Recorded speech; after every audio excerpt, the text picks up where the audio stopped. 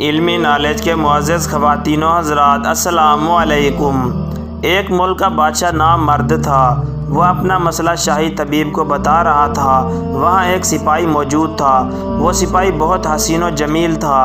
इसके मुंह पर दाढ़ी और मूछें बिल्कुल नहीं थी। जब इसने ये सब बातें सुनी तो इसके जहन में एक चालाक मंसूबा आया। वो इसी वक्त महल से गायब हो गया और दूसरे दिन दरबार लगा और बादशाह सलामत दरबार में बैठा हुआ था कि अचानक एक खूबसूरत और हसीन व जमील लड़की बादशाह के दरबार में हाजिर हुई। बादशाह सलामत ने जैसे ही इस खूबसूरत और हसीन और जमील लड़की को देखा तो इस पर पहली ही नज़र में फ़िदा हो गया और इससे शादी करने का सोच लिया। लेकिन जब बादशाह सलामत ने अपनी बीमारी के बारे में सोचा तो फिर मायूस हो गया।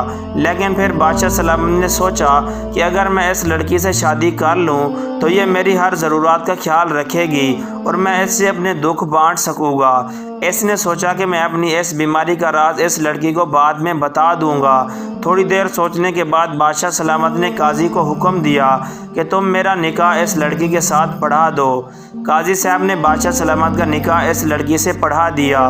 लेकिन जब रात हुई तो बादशाह सलामत अपने कमरे में गया तो मलका इसका इंतज़ार कर रही थी। लेकिन बादशाह सलामत ने पहले लम्हे में ही अपनी बीमारी के बारे में मलका को बता दिया। मलका ने कहा, बादशाह सलामत, मैं आपकी बीवी बन गई। ये बात मेरे लिए बहस शर्फ है। इंशाल्लाह जब अल्लाह ने चाहा तो आप बिल्कुल सेहतयाब हो जाएंगे। बादशाह बड़ा हैरान और परेशान हुआ कि मलका इतनी आसानी से कैसे खामोश हो गई। फिर बादशाह सलामत अपने कमरे से चला गया। वक्त गुजरता रहा और बादशाह मलका के साथ हंसी खुशी ज़िंदगी गुजार रहा था। लेकिन बादशाह सलामत मलका को वो खुशी नहीं दे पाता था जो एक मर्द अपनी बीवी को देता है। एक दफ़ा बादशाह पड़ोसी मुल्क के दौरे के लिए बाहर जाने लगा तो बादशाह सलामत ने अपनी सबसे करीबी कनीज़ को मलका के साथ रहने का हुक्म दिया।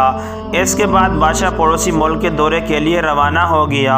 जब एक माह बाद बादशाह सलामत वापस आया, सब बादशाह सलामत का इस्तकबाल कर रहे थे कि अचानक वो कनीज़ ज़मीन पर गिर गई और बेहोश हो गई। जब शाही तबीब ने मुआयना किया तो वह बादशाह सलामत से मुखातिब होकर बोला, बादशाह सलामत, ये कनीज़ हामला हो गई है। ये खबर सुनकर बादशाह बड़ा परेशान हुआ कि ये अपनी बीमारी की वजह से मैंने इस कनीज़ को छुआ तक नहीं है। जब तमाम दरबारियों से पूछा गया तो सब ने यही कहा कि हमने तो कनीज़ को अभी तक हाथ भी नहीं लगाया। ये सुनकर बादशाह बड़ा परेशान हुआ। आखिर मेरे पीछे किसने जिना किया जिससे वो हामला हो गई? जब इस कनीज़ से पूछा गया तो इसने बताने से इनकार कर दिया। अब बादशाह बड़ा परेशान खड़ा था कि बादशाह का शाही तबीब बादशाह सलामत के पास आया और कहा, बादशाह सलामत, अब बात आपकी इज़्ज़त पर बन गई है क्योंकि रियाया आप पर बहुत भरोसा करती है।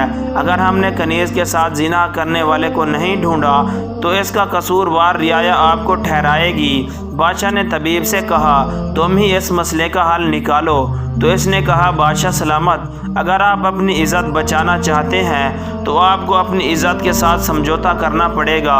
बादशाह बड़ा हैरान हुआ कि तबीब क्या कह रहा है। इसके बाद बादशाह सलामत को तबीब ने कहा कि आप आज रात मुझे मलका के साथ सोने की इजाज़त दें। मैं आपसे वादा करता हूँ कि मैं मलका को बुरी नज़र से हाथ भी नहीं लगाऊंगा और सुबह मैं आपको मालूम करके दूंगा कि कनीज़ कैसे हामला हुई है। बादशाह को तबीब की बात समझ नहीं आई, लेकिन फिर भी बादशाह ने इसको इजाज़त दे दी। जब रात हुई तो तबीब कमरे में दाखिल हुआ और जैसे ही मलका के करीब गया तो मलका तबीब से दूर भागने लगी। तो तबीब ने कहा, तुम मुझसे क्यों दूर भाग रही हो? तुम्हें मैं वो खुशी दे रहा हूँ जो एक बादशाह भी तुम्हें नहीं दे सकता।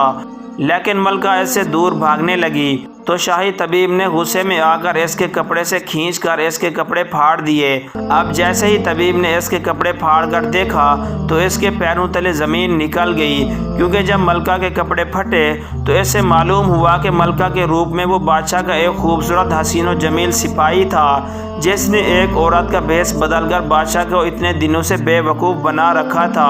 तबीब ने तलवार इसकी गर्दन पर रख दी और बादशाह के पास ले गया और बादशाह को कहा बादशाह सलामत कनीज़ के हमला होने में मलका का हाथ है। यह सुनकर तमाम दरबारी और बादशाह हंसने लगा।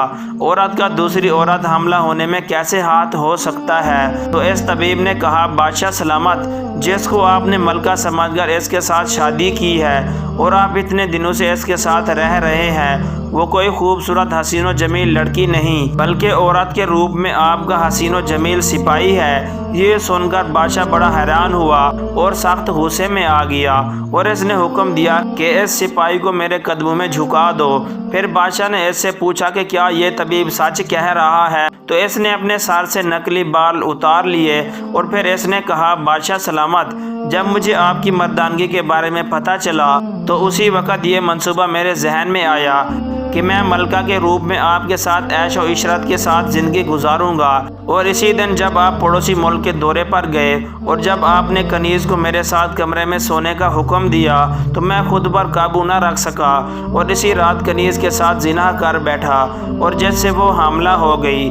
बादशाह ने जब ये बातें सुनी तो बादशाह ने इन दोनों को उम्र कैद की सज़ा सुना दी। इसके बाद इस शाही तबीब ने बादशाह सलामत का इलाज किया और फिर बादशाह सलामत चंद माह बाद बिल्कुल ठीक हो गया और बादशाह सलामत की मर्दानगी भी वापस आ गई। दोस्तों, मज़ीद इस तरह की दिलचस्प वीडियो देखने के लिए हमारे चैनल को सब्सक्राइब ज़रूर कीजिए। शुक्रिया।